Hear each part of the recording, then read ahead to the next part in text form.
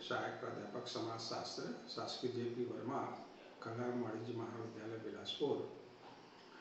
Online शिक्षण पद्धति के तहत मैं एम.ए. समाजशास्त्र के द्वितीय सेमेस्टर के द्वितीय प्रश्न पत्र सामाजिक अनुसंधान एवं सांख्यिकी के इकाई 4 में वर्णित पाठ्यक्रम दत्तों का आलेखी या लेखा चित्रीय प्रस्तुतिकरण विषय पर अपना वक्तव्य प्रस्तुत कर रहा हूँ। सामान्यतः जब हम अनुसंधान के पश्चात आंकड़ों को एकत्रित कर लेते हैं, उनका वर्गीकरण कर लेते हैं, विश्लेषण कर लेते हैं, निष्कर्षों के रूप में उसको प्रस्तुत कर लेते हैं, तब उसे अधिक आकर्षक और बोधगम्य बनाने के लिए हम 2 विधियों द्वारा उसका प्रदर्शन करते हैं। पहला है डायग्रामेटिक रिप्रेजेंटेशन या चित्रमय प्रदर्शन। इसमें हम विभिन्न प्रकार के चित्रों के द्वारा आंकड़ों का प्रदर्शन करते हैं। इसकी चर्चा हम अलग से करेंगे। आज का जो हमारा पाठ्यक्रम है वह है ग्राफिकल रिप्रेजेंटेशन ऑफ डाटा। जो तथ्य हैं उन तथ्यों को हम आलेखों के द्वारा या बिंदु रेखाओं के द्वारा या ग्राफ के द्वारा प्रदर्शित करते हैं। आज हम उसकी चर्चा करने जा रहे हैं। ग्राफिकल रिप्रेजेंटेशन भी तथ्यों के चित्र में प्रदर्शन, तथ्यों के प्रदर्शन की एक दृष्टिगत प्रविधि है, विजुअल टेक्निक है। इस प्रविधि में जब हम तथ्यों को प्रस्तुत करते हैं तो वह हमारे लिए काफ़ी बोधगम्य होता है, उपयोगी होता है, आकर्षक होता है। साथ ही साथ यह चित्रों की तुलना में या सांख्यिकी जो सारणी होते हैं उन सारणी की तुलना में यह हमारे लिए काफ़ी यथार्थ होते हैं और सांख्यिकी यथार्थता को प्रस्तुत करने के साथ ही साथ हमारे लिए अधिक परिशुद्ध होते हैं। इसके द्वारा जब हम ग्राफ में विभिन्न रेखाओं को प्रस्तुत करते हैं तो 2 रेखाओं के बीच में सहसंबंधों को हम ज्ञात कर सकते हैं। इसके साथ ही साथ हम तुलना भी कर सकते हैं और तुलना के साथ ही साथ ये जो आरेख बनते हैं या ये जो रेखा चित्र बनते हैं, ये जो या बिंदु रेखा बनते हैं, ये बिंदु रेखा हमें परिवर्तन की दिशा का बोध भी कराती है। ये हमारे लिए प्रभावी होती है और हमारे दिमाग पे काफ़ी चिरस्थायी होती है। इसकी यह भूमिका है। अब हम देखते हैं यूटिलिटी ऑफ ग्राफिक रिप्रेजेंटेशन, चित्रमय प्रदर्शन की उपयोगिता। चित्रमय प्रदर्शन की उपयोगिता, पहली उपयोगिता तो इसकी यह है कि यह विभिन्न काल श्रेणी और आवृत्ति श्रेणी के दत्तों को विभिन्न आलेखों के माध्यम से प्रस्तुत करने में सहायक है। इसकी यह भी उपयोगिता है कि इसमें हम आलेखों के बीच में या रेखा जो बिंदु रेखा है उन बिंदु रेखाओं के बीच में सहसंबंधों को ज्ञात करते हैं। उनके बीच में हम आपस में तुलना भी कर सकते हैं, परिवर्तन की दिशा का बोध भी लगा सकते हैं। साथ ही साथ यह काफ़ी श्रम, धन व समय की बचत इसके द्वारा होती है। इसके द्वारा जो ग्राफ बनते हैं या जो इसके द्वारा बिंदु रेखा बनते हैं वे काफ़ी परिशुद्धता को प्रदर्शित करते हैं और हमें जो आरेख हैं वो आरेख परिवर्तन की दिशाओं का भी बोध कराती है।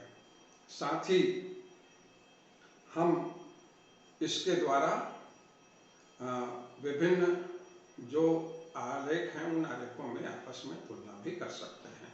तो यह है बिंदु रेखा प्रदर्शन की उपयोगिता। अब हम इसकी सीमाओं की भी चर्चा करते हैं। सीमाओं की चर्चा इसलिए भी आवश्यक है कि अगर हम इसकी सीमाओं को जान लेंगे तब हम इसकी कमियों से बच पाएंगे और उससे हम अपने आप को बचा पाएंगे। इसकी पहली जो सीमा है, पहली जो इसकी कमी है वह है कि यह काफ़ी क्लिष्ट होता है। साधारण आदमी इसको समझ नहीं पाता और ना इसे बना पाता है। क्लिष्टता इसकी पहली सीमा है। दूसरा है भ्रामक प्रदर्शन। भ्रामक प्रदर्शन इसके द्वारा इसलिए भी हो पाता है कि अगर हम सही पैमाने का उपयोग ना करें तो यह हमारे लिए भ्रामक हो जाते हैं, हमारे मन में भ्रम उत्पन्न करता है।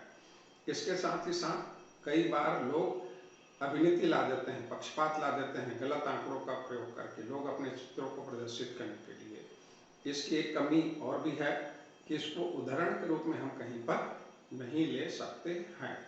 तो यह है चित्र में प्रदर्शन की, यह बिंदु रेखा प्रदर्शन की कमियां। अब हम आगे चर्चा करते हैं बिंदु रेखाओं को बनाने के नियम। इसके बनाने के नियम क्या है? सबसे पहले तो इसका उपयुक्त शीर्षक होना चाहिए। शीर्षक छोटा होना चाहिए, उसमें कम शब्दों का उपयोग होना चाहिए और शीर्षक के लिए ऐसे शब्दों का प्रयोग करें कि ऐसे चीज़ों का प्रयोग करें, ऐसे तथ्यों का प्रयोग करें तो हमें आसानी से समझ में आ जाए। दूसरी, इसमें बनाने के नियम इसके क्या हैं? तो बनाने के नियम में हम जो भुजाक्ष है और जो उदग्र रेखा है, उस उदग्र रेखा में एक तरफ बाएं से दाएं और दूसरी तरफ नीचे से ऊपर विभिन्न मूल्यों का या विभिन्न उसके जो चर हैं उन चरों का प्रदर्शन करते हैं।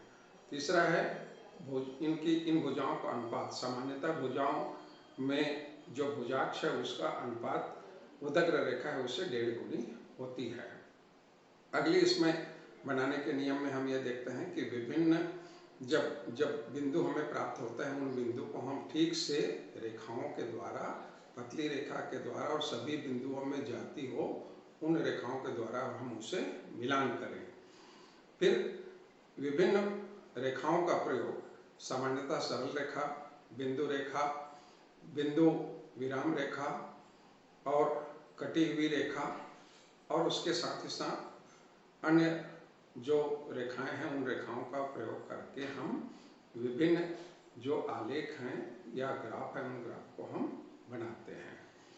इसके साथ ही साथ हम इसमें उचित पैमाने का उपयोग करते हैं।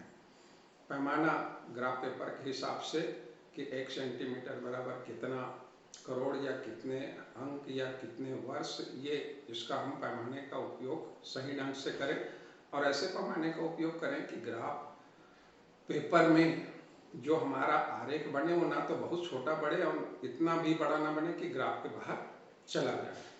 दूसरा है संकेत, अंतिम जो बिंदु है संकेत। जब हम इसको बनाते हैं तो ग्राफ पेपर में नीचे दाहिनी तरफ हम विभिन्न संकेतों को प्रदर्शित करते हैं और इन संकेतों की सहायता से इन आलेखों को समझने में हमें सुविधा होती है।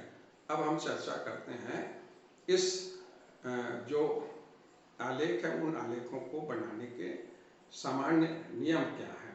इसके तहत हम देखते हैं कि बीच में हम दो बिंदु खड़ी रेखा लेते हैं, एक खड़ी रेखा लेते हैं और एक आड़ी रेखा लेते हैं। इसके बीच में एक कटान बिंदु होता है जिसे हम 0 से प्रदर्शित करते हैं और जो आड़ी रेखा है उससे हम x और x डैश अक्ष नाम देते हैं, जो खड़ी रेखा है उसे y और y डैश नाम देते हैं और जब कटान बिंदु के चारों तरफ 4 चतुर्थांश बनते हैं।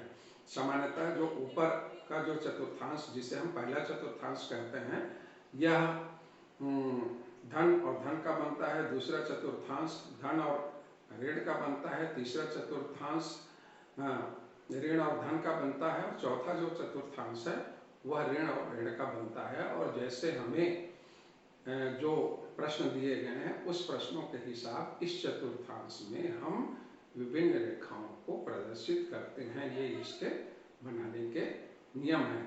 हम बिंदु रेखा प्रदर्शन, बिंदु रेखी प्रदर्शन के विभिन्न जो प्रकार हैं उन प्रकारों की चर्चा हम दूसरे लेक्चर में करेंगे। अभी बस इतना ही। धन्यवाद।